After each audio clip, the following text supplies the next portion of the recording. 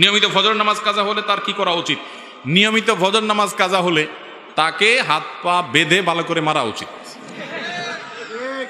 কারণ নিয়মিত এর মানে আরেকজনের যায় মারবেন না। এই ফতোয়া শুনে আবার যায়, আমি এটা কথার কথা বললাম আর কি, মানে এমন অপরাধ করেছে যে অপরাধের কারণে সে নিজের ব্যাপারে নিজের শাস্তি দেওয়া উচিত। হাসার কথা বলিনি আসলে। আপনার ফজর নামাজ একদিন মিস হতে পারে, কিন্তু নিয়মিত ফজর নামাজ মিস হওয়ার মানে হলো আপনি ফজর নামাজের গুরুত্ব বুঝেন না, আপনি অলস। ঠিক না ভাই? ঠিক। একজন ইমানদার কখনো অলস হতে, ফজর নামাজ না পড়লে সে কখনো ইমানদার হওয়ার সুযোগই নেই। এটা মুনাফিকের লক্ষণ। ফজর নামাজ যার পড়া কঠিন হয় তার লক্ষণটা কিসের? মুনাফিকের। আল্লাহ তাআলা আমাদেরকে হেফাজত করুন। ফজর নামাজ জামাতের সাথে পড়ার চেষ্টা করতে হবে। মাঝে মধ্যে ভুল হতে পারে, বাদ যেতে পারে, নিয়মিত হতে পারে না। অনেকে আছে সকাল 7টা 8টা উঠে সুন্দর মতো নামাজ পড়ে, আছে না? নাই, এটা জায়েজ নাই। নামাজ ওয়াক্ত মতো আদায় করতে হবে, এটা ফরজ। 5 ওয়াক্ত নামাজের মধ্যে সবচেয়ে কষ্ট হয় যে নামাজটা পড়তে, ফজরের নামাজ। আর এই নামাজটার ফজিলত কোন ওলামাদের মতে আসরেরটার পরে, আর কোন ওলামাদের মতে 5 ওয়াক্তের মধ্যে সবচেয়ে শ্রেষ্ঠ হলো ফজরের নামাজ। আল্লাহ তাআলা আমাদেরকে নামাজটা পড়ার তৌফিক দান করুন। বক্তাকে দেখতে চাওয়ার উদ্দেশ্যে মাহফিলে গেলে সওয়াব হবে কিনা? আজকাল অনেকে মাহফিলে আসেন বক্তা দেখার জন্য, তাই না? তামাশা দেখার জন্য, যে হুজুর কেমন, টিভিতে দেখি, ডাইরেক্ট দেখলে কেমন হয়, হুজুর কেমন, যে হুজুরের কোনো ওই আকর্ষণ আছে, ওই আকর্ষণ। আজকাল তো বক্তা এরকম আছে যে আধা হাতি বক্তা আছে, আধা হাত, 1 হাত 1.5 হাত, আধা হাত তো না, 1.5 হাতের বক্তা আছে। হ্যাঁ, পুরুষ থেকে নারী, নারী থেকে পুরুষ হয়ে গেছে এই বক্তা। এরকম অনেক আকর্ষণ দিয়া আপনার অনেক মাহফিল আয়োজন করে, কি করে না? এগুলো খুব লজ্জাজনক অধ্যায় মুসলমানদের জন্য। এগুলোর জন্য আসবেন না। মাহফিলে আসবেন কিসের জন্য? আলোচনা শোনার জন্য। হ্যাঁ, ওলামা ইকরামের সোহবত এবং সান্নিধ্যে আসা ভালো। সে নিয়ে তো যদি আসেন তাহলে সওয়াব হবে, যে আলেমের পাশে যাওয়া, তার কাছে বসা, তার সামনে বসা, তার আলোচনা শোনা এবং কাছাকাছি থাকা, এটাও ভালো কাজ।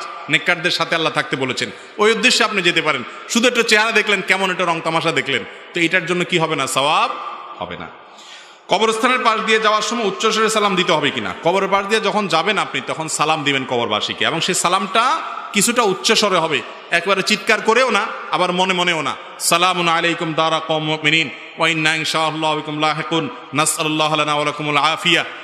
এরকম বিভিন্ন দোয়া হাদিসে বর্ণিত আছে। কবরের পাশ দিয়ে যাওয়ার সময় কবরবাসীকে সালাম দিবেন। সালামকে আস্তে আস্তে দিতে হয় না, একটু জোরে। ঠিক এখানেও কি দিবেন? একটু জোরে দিবেন, অনেক জোরে না। মানে জাস্ট একজনকে সামনে পাইলে যেরকম সালাম দেন, ওইরকম কণ্ঠে কবরবাসীকে যাওয়ার সময় সালাম দিবেন। এরপর প্রশ্ন হলো, ক্রিকেট খেলে টাকা উপার্জন করা জায়েজ হবে কিনা? কোনো প্রকার খেলাধুলা এগুলোকে পেশা হিসাবে নিয়ে উপার্জন করা জায়েজ নাই। কারণ হলো, ইমানদার প্রথমত খেলাধুলা এগুলো শারীরিক কসরতের অংশ হিসাবে করা জায়েজ আছে, যখন সেখানে হারাম যে বিষয়গুলো আছে খেলার সাথে, জুয়া টুয়া এই সমস্ত যদি না থাকে। আর যদি সেটাকে পেশা হিসাবে গ্রহণ করেন, তাহলে শরীয়ত যে সমস্ত পেশা, যে সমস্ত কাজের মাধ্যমে উপার্জনকে হালাল রেখেছেন, এটা সেরকম কোনো কাজ না। না এটা আর্থসামাজিক কোনো উন্নতির পথ খোলে, বরং আর অর্থের বিনিময়ে আপনি যখন এই খেলা খেলতে যাবেন, আরো বহু হারামের আশ্রয় আপনাকে নিতে হবে, সংস্রবে আপনাকে যেতে হবে। এজন্য এটা কোনো বৈধ বা শরিয়া নির্দেশিত পেশা নয়। নিজের উপার্জিত টাকা দিয়ে পিতার নামে সম্পদ ক্রয় করলে সেই সম্পদের অংশীদার অন্যান্য ভাই বোন হবে কিনা? আপনার টাকা দিয়া জমি কিনছেন বাপের নামে, এখন ভাগ সব ভাই বোন চায়। আইনত তো ভাই বোন পাবে, যে বাপের নামে যেহেতু আছে সবাই ভাগ পাবে, কিন্তু শরীয়তের দৃষ্টিকোণ থেকে বাবার নামে শুধু রেখেছে সেফটির জন্য, বা ছেলে বিদেশ ছিল বাবার নামে রাখছে, এরকম যদি হয় অন্য ভাই বোনরা সেটার দাবি করতে পারবে না। কারণ এই জমিটা কিনেছে যার টাকা দিয়ে, তিনি হলেন ভাই, ওটা বাবার টাকা না, অতএব মালিক হলো ভাই। তার টাকা দিয়ে কেনা জমির ভাগ সব ভাই বোন বসাতে পারবে না। অনেক সময় এরকম হয় না, যে ছেলে বিদেশে আছে, বাপের নামে জমি কিনছে। বাপের নামে কেন কিনছে? বাপকে শ্রদ্ধা দেখায় কিনছে, মালিক বানানোর উদ্দেশ্য না। আর যদি এই উদ্দেশ্যে কিনে, যে বাবা এটা আপনাকে আমি দিয়ে দিলাম হাদিয়া, গিফট, এই জমিটা আপনাকে দিলাম আমি, তাহলে সেটা সব ভাই বোন সমানভাবে পাবে। আর যদি বাপের নামে কিনছি, মানে আপনার কাছে রাখলাম, এটা আপনার নামে রাখলাম শুধুমাত্র আমার জমি, তাহলে সেটা ভাই বোন দাবি করতে পারবে না।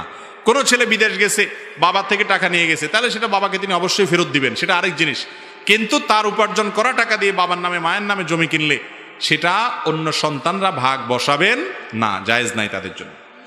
এরপরে প্রশ্ন, পান সুপারি চুন বিক্রি করা জায়েজ আছে কিনা? পান সুপারি এবং চুন এগুলো বেচা জায়েজ আছে কিনা? মৌলিক একটা নীতিমালা শুনেন, যে জিনিসটা ক্ষতিকর মানুষের জন্য, বা যে জিনিসটা খাওয়া গুনাহের কথা, সেটার বেচাটাও কি গুনাহ। অতএব ওয়ালা তাআবুনু আলাল ইসমি ওয়াল উদওয়ান, সূরা মায়েদার আয়াত নম্বর 2 দিয়ে আল্লাহ বলেছেন অন্যায় কাজে একে অন্যের সহযোগিতা করো না। বিড়ি সিগারেট এগুলো খাওয়া কি জায়েজ না না জায়েজ কাজ? কিন্তু আপনি যেটা বেচেন, তাহলে সেক্ষেত্রে আপনি বিড়ি খোররে বিড়ি খাওয়ার জন্য হেল্প করলেন, সিগারেট খোররে সিগারেট পান করতে কি করলেন? হেল্প করলেন, ধূমপান করতে হেল্প করলেন। তো হেল্প করার কারণে আপনার গুনাহ হবে, এগুলো করা যাবে না। বলে এগুলো না করলে দোকানদারে চলবে না। তো দোকানে হয়তো বেচা কিনা কম হবে, কিন্তু বিড়িখোর ধূমপানকারী মানুষের কাছে যদি আপনার কেনা বেচা নাও হয়, অন্য ভালো মানুষের কাছে কেনা বেচা হয়, উপার্জন কম হবে কিন্তু তাতে বরকত হবে ইনশাআল্লাহ। বরকত বুঝেন? একজনে লাখ টাকা কামাই করে, এরপরে 6 মাস পরে এক রোগে 10 লাখ টাকা খরচ হয়। আরেকজন বেচারা রিক্সাওয়ালা 10,000 টাকা কামাই করে, কিন্তু তার 10,000 টাকা কামাইয়ের পরে দেখা যায় 2 বছর পরে 1 লাখ টাকা জমে গেছে, খরচ যায় আরো টিকে গেছে। এর নাম বরকত। দ্বিতীয়টার নাম কি? বরকত। আল্লাহ তাআলা অল্পতে অনেক কল্যাণ দিবেন। অতএব হারামকে না করার মতো মানসিকতা থাকতে হবে। পান, মৌলিকভাবে পানের পাতা এটা নাকি উপকারী, আমি জানি না। যদি এটা ক্ষতিকর হয়ে থাকে এটা কেনা বেচা উচিত হবে না। মৌলিকভাবে পানের পাতা, পানের রস এটা যদি উপকারী হয় তাহলে কেনা বেচা জায়েজ হবে। আর সুপারি এটা তো খুবই ক্ষতিকর জিনিস, এটা তো খুবই ভয়াবহ জিনিস, এবং পত্রপত্রিকায় লেখাও হয়েছে যে এটা সাইলেন্ট কিলার, এটা বিষের মতো, আস্তে আস্তে মানুষকে ক্ষতি করে নানাভাবে। অতএব ক্ষতিকর জিনিসের বেচা উচিত না। এখন ক্ষতির মাত্রার উপর নির্ভর করবে এটা কি হারাম হবে না মাকরুহ হবে না কোন লেভেলের হবে না অনুত্তম হবে, কিন্তু এটা ক্ষতিকর, এটা সন্দেহাতীতভাবে প্রমাণিত। এরপর প্রশ্ন হলো কবর বা কবরস্থান সামনে করে মুনাজাত করা যাবে কিনা? মুনাজাত করবেন আল্লাহর দিকে ফিরে, কেবলার দিকে ফিরে। কোন দিকে ফিরে? কেবলার দিকে ফিরে। যে কোনো দিকে ফিরে মুনাজাত করতে পারেন, কিন্তু সাধারণত আপনি যদি কোনো দিকে ফিরতে চান তাহলে সেই দিকটা হবে কেবলার দিক, কারণ আল্লাহর কাছে আপনি মুনাজাত করবেন, দোয়া করবেন। কবরের দিকে ফিরে দোয়া করবেন না, কারণ কবরবাসীর কাছে আপনি কিছু চাইতেছেন না। কবরওয়ালার কিছু ক্ষমতা আছে দেওয়ার? আমাদের দেশে অনেক কবরে মানুষ যায়, অনেক মাজারে যায়, অনেক পিসা, অনেক বুজুর্গ মানুষের কবরে যায়, সেখানে গিয়ে দোয়া করে, আছে না নাই? নির্বাচনের আগে ভোট চাইতে যায়, সন্তান না হলে সন্তান চাইতে যায়, ব্যবসার উন্নতি না হলে ব্যবসার জন্য যায়, আছে না নাই? কবরে কোনো কিছু চাওয়া যাবে না, কারণ কবরওয়ালার কোনো ক্ষমতা। আমরা নামাজের মধ্যে বলি ইয়াকা না'বুদু ওয়া ইয়াকা, আল্লাহ তোমারই ইবাদত করি আর তোমার কাছেই সাহায্য। তাহলে কবরওয়ালার কাছে সাহায্য চাইলে আর ওই কথা তো ঠিক থাকলো না, এটা শিরক, ঈমান বিধ্বংসী বিষয়। যদি অনেকে কবরের দিকে ফিরে আল্লাহর কাছেই চায়, কবরওয়ালার কাছে চায় না, ওইরকম হলে সেটা শিরক হবে না। কিন্তু তারপরেও সাদৃশ্যটা তো মুশরিকরা যে যারা কবরের পূজা করে তাদের সাথে হয়ে যায়। এই জন্য কবরের দিকে নয়, বরং কার দিকে হবে? আল্লাহর কাছে দোয়া হবে। আর কবরস্থানে গিয়ে হাত তুলে দোয়া করতে হবে এমন কোনো কথা নাই। কবর জিয়ারতের জন্য সুন্নত হলো সালাম দিয়ে সেখান থেকে প্রস্থান করা, শিক্ষা গ্রহণ করে। নামাজের মধ্যে প্রথম রাকাতে সূরা নাস পড়ে ফেললে করণীয় কি? এ কাজ অনেকে করে ফেলেন। প্রথম রাকাতে কি করে ফেলেছেন? সূরা নাস পড়ে ফেলেছেন। এবার আর যাবে কোথায় বেচারা? পরে তো আর সূরা নাই, শেষ। তাহলে দ্বিতীয় রাকাতে কোনটা পড়বে বেচারা? বিপদে পড়লো কে পড়লো না? তো এই বিপদ থেকে উদ্ধার হওয়ার পথ হলো সূরা নাস পড়ে ফেলেছেন প্রথম রাকাতে, দ্বিতীয় রাকাতেও আবার সূরা নাস পড়ে নেবেন। দ্বিতীয় রাকাতে আবার কি করবেন? সূরা ফাতিহার পরে সূরা নাস পড়ে নেবেন, নামাজ হয়ে যাবে। এর জন্য কোনো সিজদা সাহু দিতে হবে না। সাধারণত কোরআন তেলাওয়াতের আদব হলো, নিয়ম হলো, আপনি ধারাবাহিকতা রক্ষা করে তেলাওয়াত করবেন, উল্টা তেলাওয়াত করবেন না। প্রথম রাকাতে সূরা নাস, পরের রাকাতে কুল হুয়াল্লাহ পড়লেন বা কুল ফালাক পড়বেন, এরকম উল্টা পড়বেন না। এটা হলো সুন্নতের খেলাফ। কিন্তু ভুলে হয়ে গেছে, আপনি খেয়াল করেন নাই, বেখেয়ালে হয়ে গেছে, তাতে গুনাহ হবে না, নামাজ হয়ে যাবে ইনশাআল্লাহ। এটা নিয়ে খুব বেশি পেরেশানির কোনো কারণ নাই যে হায়রে সূরা নাস পড়ে বা দাঁড়িয়েছি কোন দিক যাব, কোনো অসুবিধা নেই। আবার পরের রাকাতেও কি করতে পারেন? সূরা নাস ডাবল পড়তে পারেন, নামাজ হয়ে যাবে ইনশাআল্লাহ। এরপরে প্রশ্ন হলো, আমাদের সমাজে একটা প্রচলিত আছে, বাজার থেকে বড় মাছ আনলে ফাতিহা করায়, ছেলে যদি না বলে তখন বাবা মা রাগ করে, করণীয় কি? আবার মৃত ব্যক্তিকে স্বপ্নে দেখলেও ফাতিহা পড়ে অনেকে। দেখেন, বড় মাছ আনলে ফাতিহা করে, অর্থাৎ দোয়ার আয়োজন করে, এটা প্রথম শুনলাম, হয়তো এই এলাকাতে আছে। আবার বাবা মারা স্বপ্ন দেখছেন তখন ফাতিহা করতে হয়, ওই ঘর উদ্বোধন করবেন তখন দোয়া করতে হয়, আপনার মাটি কাটবেন আপনি তখন প্রথম বাড়ি করার জন্য মাটি কাটবেন, সেটার জন্য হুজুর এনে দোয়া করতে হয়, তারপরে এরকম পদে পদে হুজুর এনে দোয়া করতে হয়। এগুলো সবগুলো হুজুরদের লাভ। এগুলো লাভটা কাদের? আমাদের লাভ। আপনাদের খুব একটা লাভ এখানে নাই আসলে। কারণ নবী করিম সাল্লাল্লাহু আলাইহি ওয়াসাল্লাম আমাদেরকে এরকম কোনো শিক্ষা দেন নাই যে পদে পদে পদে পদে দোয়ার জন্য কি লাগবে? হুজুর লাগবে। দোয়াটা প্রত্যেকে যার যারটা শেষে করতে পারে। হুজুরের কাছে দোয়া চাওয়াতে দোষে কিছু না। হুজুর আপনি দোয়া করিয়েন, চাচা মুরব্বী মানুষ আপনি দোয়া করেন, এটা চাইতে পারেন, চাওয়াতে দোষের কিছু নাই। কিন্তু হুজুর যদি সিস্টেম করে যে পদে পদে আমাকে দিতে হবে, তাইলে ওই যে থানার পুলিশের মতো অনেকটা হয়ে যায় আর কি। ঠিক না? এক পুলিশ অফিসার আসছিলেন, মানে মজা করে রসিকতা করে আমি বললাম, ভাই আপনারা হয়তো একবার খান, একজনে বাড়ি করবে, আপনারা একবার টাকা পান, আমরা কিন্তু ভাই আপনাদের চেয়ে অনেক বেশি পাই। আপনি এক ধাপে পান, আমি কয়েক ধাপে পাই, আমাদের হুজুর আমরা কয়েকভাবে পাই। কিভাবে? উদ্বোধন করবে শুরুতে, মাটির প্রথম কব হুজুর দিবে, পাইলনি 500, 1000, 2000। এরপরে আবার যখন ছাদ ঢালাই হবে, আজকে ছাদ ঢালাই বড় একটা কাজ হবে, আবার হুজুর, আবার ছাদ ঢালাই হয়ে গেল, হুজুর হাদিয়া পাইলো, চলে গেল। এরপরে বিল্ডিং হয়ে গেল, এক একটা ফ্ল্যাটে উঠলো, ফ্ল্যাটে উঠার দিন আবার আরেকটা, কয়েকটা ফ্ল্যাটে মালিক কয়েকজন উঠলে আবার আরেকটা, তাহলে কয় দফা হইল? ওই পুলিশ বেচারা তো হয়তো এক দফা পায়ে চলে গেছে, যে অবৈধ নেয় আর কি, আর যারা ভালো মানুষ তো ভালো মানুষ। তো যাই হোক, এরকম প্রত্যেক পদে পদে হুজুর ছাড়া কাজ হবে না, এই সিস্টেম ইসলাম আমাদের জন্য রাখেন নাই। দোয়ার ব্যাপারে হুজুর ছাড়া দোয়া হবে না, এরকম কোনো সিস্টেম নাই। আচ্ছা, হুজুরদের দোয়া করাইছে কোনোদিন দেখছেন আপনারা? হুজুরদের বাড়িতে দোয়া করাইছে? বুঝেন নাই?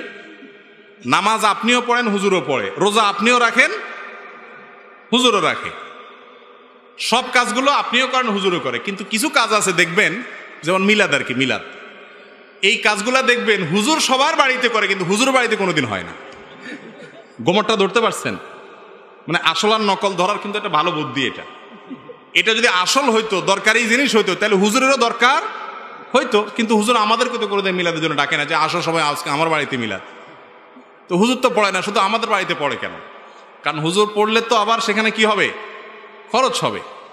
তো ভাইরা আমার, এটা কোনো ইসলামের শেখানো সিস্টেম না। আমরা সবাই যার যার নিজের জন্য নিজে দোয়া করব, আর অন্যদেরকে দোয়া চাইবো, সমস্যা নাই, দোয়া করাবো না। আমি সবসময় বলি, দোয়ার 3টা ফরম্যাট আছে। কয়টা ফরম্যাট? একটা হলো দোয়া করা আল্লাহর কাছে, যে কোনো অসুখ বিসুখ, সুবিধা অসুবিধা আল্লাহ আপনি আমাকে দেন, আল্লাহর কাছে চাইলেন, এটা যে কেউ চাইতে পারে, এটার জন্য কোনো যোগ্যতা দরকার। আপনি মায়ের পেঁচ দিয়ে দোয়া করতে পারেন না, হুজুরের মতো এত সুদ দিয়ে দোয়া করতে পারেন না, হুজুরের মতো এত কবিতার ছন্দে তাল মিলিয়ে এত সুন্দর সাজিয়ে গুছিয়ে বলতে পারেন না, কোনো দরকার নেই। যে বোবা, যার মুখে বাকশক্তি নেই, আল্লাহ তারও মনের ভাষা বুঝেন। বুঝেন কি বুঝেন না? আপনি এলেমেলো ভাষা দিয়ে আল্লাহর কাছে যা বলবেন, আল্লাহ তাই কবুল করবে ইনশাআল্লাহ। আপনার মনের আকুতিটা আল্লাহ তাআলা দেখবেন। আর আপনার দোয়া টাকা দিয়ে যদি আমার থেকে আপনি দোয়া নিতে চান, যে হুজুর 2000 টাকা দিলাম, আমার বাপ মরে গেছে, আপনি দোয়া করে দেন, আমি কান্নার ভান করতে পারি, আপনার মন থেকে বাবার জন্য যে কান্দা আসবে, ওইটা আমার আসলে কোনোদিনই আসবে না। এই সোজা হিসাবটা আমরা অনেকে বুঝি না। হুজুরদেরকে এমনি টাকা দিবেন, হাদিয়া দিবেন, আর এই নজর নিচু থাকবে কেন যে দোয়া করানোর জন্য হুজুরে হাদিয়া দিবেন, হুজুরে এমনি হাদিয়া দিবেন, হুজুর নেন 500, 1000, আপনি আলেম মানুষ, এমনি দিলে এমনি দোয়া করবে। এবার আপনি আপনার দোয়া করেন।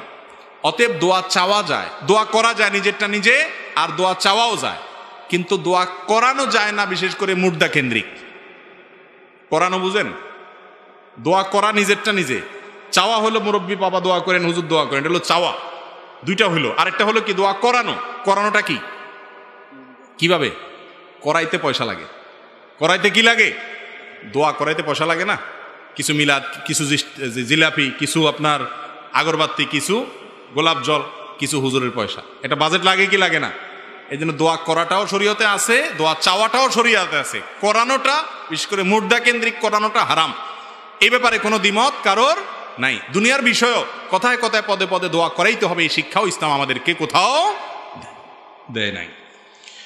এরপর প্রশ্ন হলো, আমাদের গ্রামের ছেলেদের খাতনা করালে অথবা বিয়ে অনুষ্ঠানে অনেকে বড় বড় ডেক নিয়ে এসে গান বাজনা বাজায়, এতে আশপাশে মানুষের অনেকের অসুবিধা হয়। এরূপ গান বাজানো শরীরের দৃষ্টিতে জায়েজ আছে কিনা দয়া করে একটু জানাবেন। এই অনাচার বাংলার ঘরে ঘরে, শহরে গ্রামে, সব জায়গায় এই অনাচার আছে না নাই? আপনি বিয়ে করবেন, আপনার মনে অনেক রং লাগছে, আপনার মনে অনেক ফুর্তি আছে, বুঝলাম, আপনি সেজন্য গান শুনবেন, গাইবেন, আপনি নাচতে নাচতে লাফাইতে লাফাইতে আপনি ছাদেরতে পড়ে যান, আপনার ব্যাপার। কিন্তু আপনি গান শোনানোর জন্য, গান বাজানোর জন্য ডেক সেট এনে আর বড় বড় সাউন্ড বক্স এনে ধুমধাড়াক্কা আওয়াজ দিয়ে গোটা এলাকার মানুষকে গান শুনতে বাধ্য করতেছেন, এই কাজটা কি ভালো না খারাপ? খারাপ। আল্লাহ তাআলা আমাদেরকে বুঝার তৌফিক দান করুন। আমাদের দেশে সবচাইতে বর্বর, সবচাইতে বাজে কালচারের মধ্যে একটা হলো এটা, যে কোনোভাবে এই ধরনের হারাম জিনিস এটার করা যাবে না। আল্লাহ তাআলা আমাদেরকে বুঝার তৌফিক দান করুন। বাইরে আমার রাত অনেক হয়েছে, আরো 4-5টা প্রশ্ন আছে, আমরা তাড়াতাড়ি দিয়ে শেষ করি। রমজানের রোজা রাখা অবস্থায় দিনে মাসিক হলে করণীয় কি? কোনো মেয়ে মানুষের রমজানের রোজা রাখা অবস্থায় মাসিক শুরু হয়ে গেছে, মাসিক আরম্ভ হয়ে গেছে দিনের বেলায়, দুপুরে বিকেলে এরকম কোনো সময় বা সকালে যখনই হোক, সাথে সাথে তার ওই রোজা বাতিল হয়ে যাবে, শেষ। ওই রোজাটা রমজানের পরবর্তীতে আল্লাহ যখন তাকে সুস্থ করবেন তখন তিনি স্বাভাবিক অবস্থায় রেখে দিবেন। আর এখন রোজা যেহেতু ভঙ্গ হয়ে গেছে, অন্যান্য মানুষের সামনে তিনি খাবেন না, কিন্তু তার রোজা ভঙ্গ হয়ে গেছে। অন্য সামনে এই জন্য খাবেন না যে তাকে দেখে কেউ কুধারণা করতে পারে না জেনে যে রোজা রাখলো না, বা অন্য রোজাদারের লোভ হতে পারে, আরো নানা কারণে অন্য রোজাদারদের সামনে তিনি খাবেন না, কিন্তু তার রোজা ভঙ্গ হয়ে গেছে যদি দিনের বেলায় মাসিক শুরু হয়, রক্ত দেখা যায়। মাজারের মধ্যে মানত করা জায়েজ আছে কিনা? ভাই, মানত করার জায়গা মাজার না, মাজারে মানত করা জায়েজ নাই। মানত হবে আল্লাহর নামে। মানত হবে কার নামে? আল্লাহর নামে। মাজারে যিনি শায়িত আছেন তিনি তো আল্লাহর গোলাম। আল্লাহর নামে যেটা করা যায় সেটা আল্লাহর গোলামের নামে করলে সেটার নাম শিরক। সেটার নাম কি? যেটা আল্লাহর নামে করতে হয় ওটা আল্লাহর গোলামের নামে করলে কি? শিরক। অতএব এটা জায়েজ নাই, গুনাহের কথা। মাজারে যে মানত করেন আপনারা, অনেকে আমরা মানত করি আমাদের সমাজে, আল্লাহ মাফ করুক, যারা মাজারে মানত করেন তারা নিজেদের বিবেককে জিজ্ঞাসা করেন, এই টাকাটা মাজারে যে দিচ্ছেন এই টাকাটা কি কাজে ব্যয় হবে? কি কাজে ব্যয় হবে বলেন? মাজারে যে লোকটা শায়িত আছে উনি যদি কোনো আল্লাহর নেককার বান্দা ছিলেন এমন হয়, তাহলে টাকা দিলে কি হবে? টাকা দিলে ওই লোকের উপকার হবে কোনো? ধরেন তিনি আল্লাহর নেককার বান্দা, আল্লাহর নেককার বান্দাকে আপনি উপকার করতে চাইলেন, এই টাকা দিলে কি তার উপকারে আসবে? আসবে না। তাহলে কার উপকারে আসবে? ওই ওখানে বসে বসে যেগুলা হয়তো গাঞ্জা খায়, আর না হলে বসে বসে ওই অবসর সময় নষ্ট করে, কোনো কাজ করে না, বৈরাগী থাকে, সংসার করে না, ওরা বসে বসে ভাগযোগ করে খাবে, তাহলে তাদেরকে দিলে আপনি তো বরং সওয়াবের পরিবর্তে গুনাহ হবে। ঠিক না ভাই? ঠিক। এজন্য মাজারে মানত করা জায়েজ নাই, গুনাহের কথা। এই টাকা মাজারে নয়, বরং আপনি দান করার জন্য মানত করতে পারেন, আল্লাহ আমার এই কাজটা হলে আমি দান করব গরিব দুঃখীকে, গরিব দুঃখীকে দিয়ে দিবেন, মাজার টাজারে না। যদিও মানত না করে সাধারণভাবে দান করা উচিত। নবী করিম সাল্লাল্লাহু আলাইহি ওয়াসাল্লাম মানতের উপর নিরুৎসাহিত করেছেন, বিধায় মানত করবেন না। যদি করতে হয় কোনো মাজারে মানত করা জায়েজ নাই, মানত করার জায়গা মাজার নয়। আমি ফজরের সুন্নত পাই নাই, দেখি জামাত শুরু হয়ে গেছে, এখন আমি আগে সুন্নত পড়বো নাকি জামাতে শামিল হব? ফজর নামাজ যদি আপনি জামাতে, সুন্নত যদি আপনি না পান, তাহলে সেক্ষেত্রে সুন্নতটা ফরজ নামাজের পরে সূর্য ওঠারও 15-20 মিনিট পরে পড়বেন, সেটা সবচেয়ে উত্তম। তবে ফজরের জামাত চলাকালীন সময়ে যদি আপনি দ্বিতীয় রাকাত পাওয়ার সম্ভাবনা থাকে, তাহলে সেক্ষেত্রে হানাফি মাযহাব অনুযায়ী আপনি সুন্নত পড়ে শামিল হতে পারেন। সেক্ষেত্রেও মসজিদে যেখানে জামাত হচ্ছে একেবারে ঠিক ওখানে কাতারের আশেপাশে দাঁড়াদাঁড়ি করা এটা অনুচিত, কারণ সেটা জামাতের শানের সাথে যায় না। যদি পড়তে হয়, অনেক সালাফ থেকে বর্ণিত আছে, একটু বাইরে হয়তো বারান্দায় বা উপরে নিচে অন্য কোথাও পড়ে আপনি শামিল হলেন। তবে অনেক উলামায়ে কেরাম সেটাও নিষেধ করেছেন, কারণ হাদিসে আসছে ইযা উকিমাতিস সালাহ ফালা সালাতা ইল্লাল মাকতুবা, যখন নামাজের একামত শুরু হয় তখন ফরজ ছাড়া আর কোনো নামাজ পড়া জায়েজ নাই।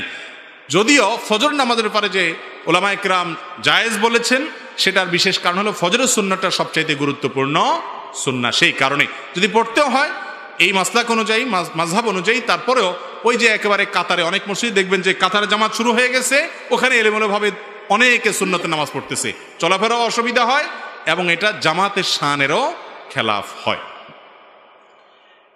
এরপরে প্রশ্ন হলো, বর্তমানে আমাদের দেশে শবে মেরাজকে কেন্দ্র করে একটি নির্দিষ্ট দিনে ইবাদত বন্দেগী করা হয়, এ সম্পর্কে শরীয়ত কি বলে? দেখুন, শবে মেরাজকে কেন্দ্র করে আমাদের সমাজে একটা বিশেষ রাতে রজব মাসের 27 তারিখে ইবাদতবন্দি করে থাকেন। এ বিষয়ে আমরা বলেছি বিভিন্ন সময়ে। শবে মেরাজ নবী করিম সাল্লাল্লাহু আলাইহি ওয়াসাল্লামের জীবনে গুরুত্বপূর্ণ একটা রাত ছিল। মেরাজের ঘটনা ঘটেছে রাতের বেলায়, এটা ঠিক আছে, কিন্তু সেটা কোন তারিখে হয়েছে এ বিষয়ে হাদিসে সুস্পষ্টভাবে কোনো বর্ণনা নাই। সুস্পষ্টভাবে বিশুদ্ধভাবে কোনো বর্ণনা পাওয়া যায় না যে 27 তারিখেই হয়েছে। বিভিন্ন বর্ণনা পাওয়া যায়, সেগুলো বিশুদ্ধতার মানদণ্ডে উত্তীর্ণ নয়। হাদিসের মূল ধারার যে কিতাবগুলো, বুখারী, মুসলিম, আবু দাউদ এবং এরকম প্রসিদ্ধ যে কিতাবগুলো তিরমিজি ইত্যাদি, নাসাই, এই সমস্ত কোনো কিতাবেই এরকম কোনো হাদিস পাওয়া যায় না। মুহাদ্দিস মুহাক্কিকদের অনেকে, কেউ 27 রজবের কথা বলেছেন, কেউ রমজান মাসের কথা বলেছেন, কেউ রবিউল আউয়ালের কথা বলেছেন, কেউ জিলকদ মাসে বলেছেন। বিধায় এইটা কোন রাতে হয়েছে সেটাই হাদিস থেকে চূড়ান্তভাবে স্বীকৃত এবং প্রমাণিত নয়, বরং মতপার্থক্যপূর্ণ। আর দ্বিতীয় কথা হলো, এই রাতে রাসূল আকরাম সাল্লাল্লাহু আলাইহি সাল্লাম এবং সাহাবায়ে কেরাম, খোলাফায়ে রাশিদিন কেউ এই রাতকে কেন্দ্র করে বছরে একদিন উদযাপন করেছেন এরকম কোনো বর্ণনা পাওয়া যায় না। অনেকে বলে, ভাই নামাজ রোজাইতে করবে, খারাপ কি করবে, আপনারা বাধা দেন কেন? ভাই নামাজ আপনি পড়েন, অন্যদিন নফল নামাজ করছেন, এটাও করেন ভালো, কিন্তু এই রাতের জন্য আপনি বিশেষভাবে নামাজ রোজা করতেছেন, দিনের রোজা এবং রাতে নামাজ, অথচ হাদিসে সেটা নাই, তাহলে এটা নকল আমল। নকল আমল করলে সেটার নাম বেদাত, আর বেদাতের ঠিকানা কি হয়? জাহান্নাম হয়। ইসলামের নামে কিছু করবেন না যেটা ইসলামের নাই। আপনি নিজে থেকে নফল করতে চাচ্ছেন, অন্য সময় করেন, এই সময় করেন, সেটা আরেক জিনিস। কিন্তু দিনের ভিতরে নতুন কিছু বানালে নবী করিম সাল্লাল্লাহু আলাইহি ওয়াসাল্লাম বলেছেন ফাহুয়া রাদ, সে প্রত্যাখ্যানযোগ্য। বিধায় মন গড়া আমল করা থেকে